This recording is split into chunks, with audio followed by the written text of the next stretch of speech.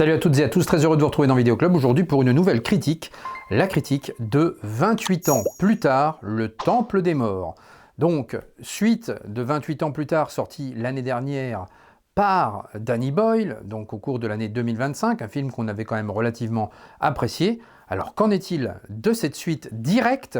Eh bien, installez-vous confortablement, on en parle.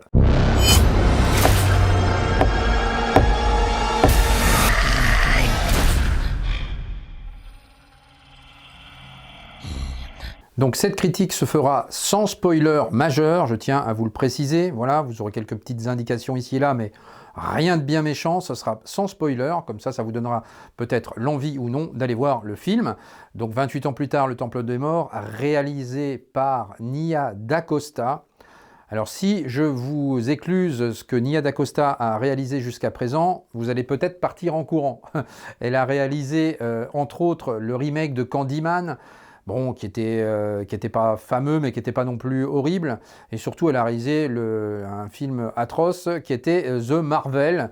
Donc voilà, donc là, un bide complet au box-office. Mais voilà, il faut lui donner sa chance, encore une fois, et vous pouvez être surpris, parce que finalement, ce 28 ans plus tard, Le Temple des Morts, donc suite directe à 28 ans plus tard, de Danny Boyle, comme je le disais, donc sur 2025.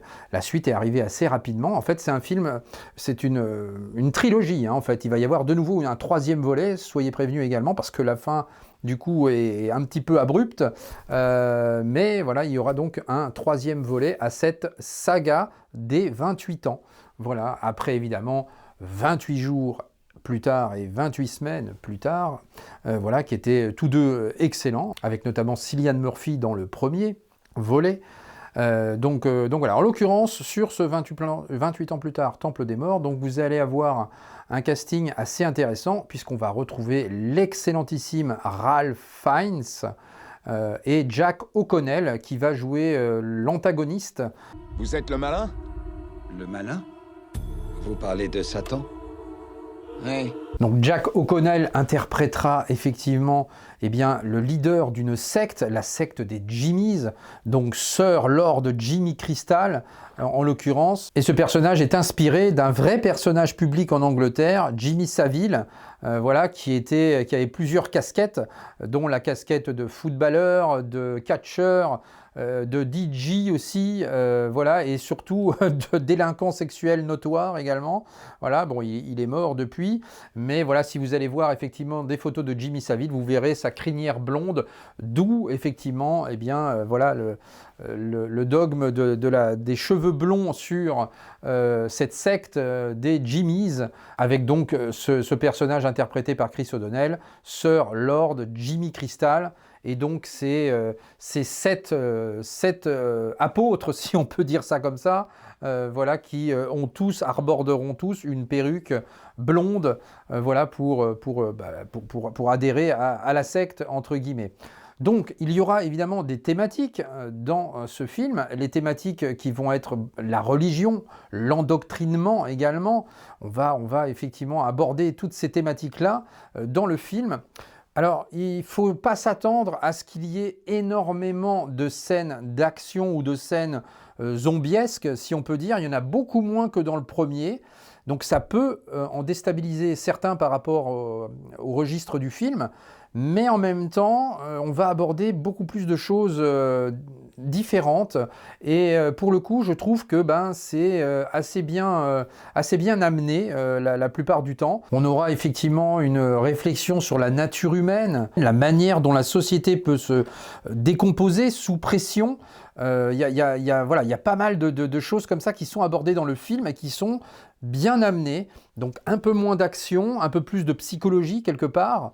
C'est pas pour nous déplaire, voilà, ça casse un petit peu le registre, mais c'est toujours dans la continuité de ce que nous avait proposé Danny Boyle sur le premier film. Visuellement, c'est aussi très bien filmé. Bon, c'est un peu, on va revenir effectivement à cette façon de filmer un petit peu à l'iPhone ou comme avait fait Danny Boyle sur 28 ans plus tard, et comme étaient aussi les précédents films, hein, avec cette caméra au point où on suit vraiment les personnages comme ça. Et puis, vous aurez des plans également beaucoup plus posés, beaucoup plus apaisants aussi quelque part. Voilà, avec une belle photographie encore à nouveau. Dans ces paysages d'Angleterre qui sont vraiment très très beaux. Donc le danger ici, vous l'aurez compris, viendra sans doute plus de l'humain que du zombie à proprement parler, notamment par énormément de séquences, et voilà, qui peuvent se révéler aussi violentes, hein, extrêmement violentes même, avec des scènes extrêmement gore aussi, hein. Vous allez retrouver quand même ça dans le film, même s'il n'y en a pas énormément. Celles que vous aurez seront assez impactantes de ce point de vue. Et là, c'est quand même assez terrifiant quand même. En point négatif, vous aurez un scénario peu développé, puisqu'on est un peu dans la continuité de 28 ans plus tard, donc on ne développe pas assez, notamment on ne développe pas assez les personnages aussi. On aurait préféré avoir un petit peu plus d'antécédents sur, notamment sur le leader de cette secte des Jimmies, interprété par Jack O'Connell. Voilà, on aurait aimé effectivement avoir un background un peu sur le personnage, comment il en est venu à être comme ça. Bon, ça ne sera pas le cas, ça c'est un peu un manquement dans le film, j'ai envie de dire, parce que c'est vrai que le personnage est quand même assez charismatique et très bien interprété par Jack O'Connell. Est-ce que tu es prêt ? Le scénario d'Alex Garland, évidemment, fidèle parmi les fidèles de Danny Boyle. Alors certains lui reprocheront effectivement d'avoir une vision un peu trop sectaire, parfois. Par rapport au film, encore une fois, je trouve que c'est quand même relativement bien mis en place de ce point de vue. Et puis on va retrouver également ce personnage du docteur Ian Kelson, interprété incroyablement par Ralph Fiennes, une prestation complètement hallucinée. Ceci est un monument aux morts. Donc, tout ça, c'est vous ? En effet. Et il y a notamment une scène vers la fin qui est complètement démente. Voilà, il s'est complètement éclaté. Et c'est vrai que ça se voit à l'écran. Voilà, le personnage est complètement, il s'est imprégné complètement de son personnage. Et voilà, c'est complètement fou à voir ça. Donc là-dessus, voilà, c'est ce duo d'acteurs, voilà, entre l'antagoniste et le protagoniste, si on peut dire ça comme ça, est assez intéressante. Il essaie quand même de soigner les infections zombiesques, également, ce personnage du docteur Ian Kelsen, et ça c'est vrai que c'est assez bien fait aussi. Voilà, il y a notamment avec l'alpha, en fait, entre guillemets, voilà, il va développer une espèce de relation comme ça, petit à petit, et c'est vrai que ça va être assez intéressant, ce relationnel.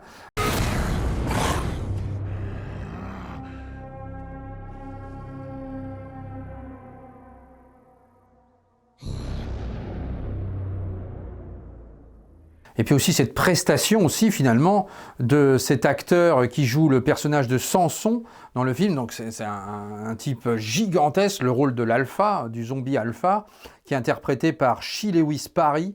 Là aussi, on peut noter aussi une prestation assez remarquée et remarquable, et notamment dans parfois son changement de comportement. Donc voilà, c'est aussi à saluer dans le film, hein. Il n'y a pas que Ralph Fiennes et Jack O'Connell, il y a aussi effectivement cet acteur impressionnant. Et ce qui est très bien abordé aussi dans le film, eh bien, c'est les survivants. Les survivants adoptent vraiment des croyances extrêmes en fait par rapport à l'endoctrinement et la religion. Et ça, c'est vrai que voilà, dans un monde où tout fout le camp, finalement, voilà, on se rattrape en fait aux branches, voilà, d'une pseudo-religion entre guillemets, voilà, par la secte des Jimmies. Et ça, c'est vrai que c'est une thématique assez bien abordée. Et les scènes gore servent au propos. Voilà, elles mettent en lumière effectivement la déshumanisation quelque part de l'être humain, la lutte en fait, leur lutte pour la survie, leur survie à proprement parler. Et donc ça aussi c'est quelque chose en fait d'extrêmement bien dosé. C'est pour ça que je vous dis qu'il n'y aura pas énormément de scènes gore, mais lorsqu'elles sont là, eh bien c'est vraiment, ça sert le propos et c'est vraiment très bien insérée dans le film. Et dans le film, on retrouve une dualité assez intéressante, avec d'un côté la perte d'humanité et d'espoir, avec donc la fameuse secte des Jimmies, et de l'autre, sur le docteur Coulson, eh bien, l'envie de reconstruire du lien de l'humanité avec donc ce personnage du docteur, le docteur Coulson, donc interprété par Ralph Fiennes, qui est évidemment d'une grande finesse au niveau et d'une grande justesse au niveau de ses propos et de ses actes. Donc le film oscille entre rythme effréné et douceur, entre chaos et sérénité. Voilà, il y a ces aspects, entre guillemets, voilà, qui sont bien imprégnés dans le film et on oscille comme ça, d'un côté à l'autre. Le film est prenant, assez immersif, mais parfois aussi contemplatif. Là aussi, ça joue encore un peu sur ces deux contrastes. Le malin lâcha les esprits du mal dans le monde des humains. Donc on a affaire à une suite beaucoup plus introspective et psychologique par rapport au premier volet de 28 ans plus tard réalisé par Danny Boyle sur cette suite du Temple des Morts. Et c'est pas sans rappeler aussi une série évidemment qui est attachée également aux zombies avec Walking Dead et notamment l'épisode du Terminus pour ceux qui s'en souviennent. Bien voilà, il y a un peu ce rapport là quelque part, effectivement, ce petit clin d'œil peut-être, je ne sais pas, mais en tout cas voilà ce qu'on peut dire sur le film. Et puis voilà, vers la fin, vous allez avoir un climax. Alors je ne vous le dirai pas, je ne vous le spoilerai pas, mais je pense qu'il ravira pas mal de monde. Et puis voilà, c'est complètement incroyable effectivement ce qui se passe à la fin et notamment aussi, alors petit très léger alerte spoiler, voilà, mais vous allez avoir, on va retrouver la thématique de la musique d'origine de John Murphy qui est absolument splendide et moi que j'adore, qui m'a filé les frissons carrément. Rien que d'en parler, je les ai encore. Là, j'adore cette musique originelle de 28 ans plus tard ou de 28 semaines plus tard. Et on va réentendre cette musique. Je ne vous dirai pas pourquoi ni comment. Ça sera à vous de le découvrir effectivement au cinéma. Donc globalement, cette suite est dans la lignée du précédent film de Danny Boyle. Elle en reprend les codes, notamment au niveau de la caméra, des plans.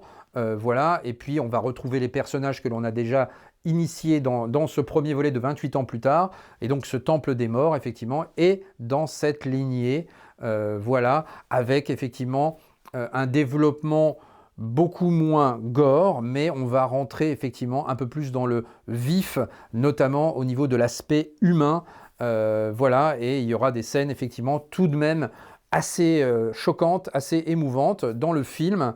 Voilà, et des scènes un peu cultes. Je pense qu'il y a des scènes qui vont devenir mythiques, notamment une voilà, que je pense avec Ralph Fiennes, qui est complètement hallucinante et dingue à voir. Vraiment, ça c'était une scène, c'était un kiff total, la scène-là. C'est un film que je vous recommande évidemment d'aller voir en salle. Et puis, vous m'en direz votre retour. Dites-moi dans les commentaires si ce genre de critique assez courte, qui vous donne envie ou pas d'ailleurs, de voir le cinéma, si vous préférez ça plutôt que les Ciné Express, qui sont des formats encore plus courts. Mais c'est vrai que j'ai envie cette année, sur des films dont j'ai envie de parler évidemment, eh bien de faire des critiques un petit peu plus longues, un peu plus souvent. Voilà, donc c'est un peu l'envie que j'ai cette année de faire ça. Donc dites-moi dans les commentaires ce que vous avez pensé de tout ça, si vous avez vu le film, si je vous ai donné envie de le voir, évidemment, et puis votre retour quand vous l'aurez vu. Voilà, ça sera toujours un plaisir pour moi d'échanger avec vous dans les commentaires, vous le savez. On se retrouve dimanche, en principe, pour une vidéo où je vais revenir sur tous les supports physiques qui ne sont encore pas sortis en France, à l'heure où je vous parle, en HD, en haute définition, en 4K, en Blu-ray. Voilà, donc en fait, on va revenir sur des DVD ou des laserdiscs qui ne sont toujours pas sortis en France. Voilà, sous forme de support physique haute définition. Et vous allez voir qu'il y en a beaucoup.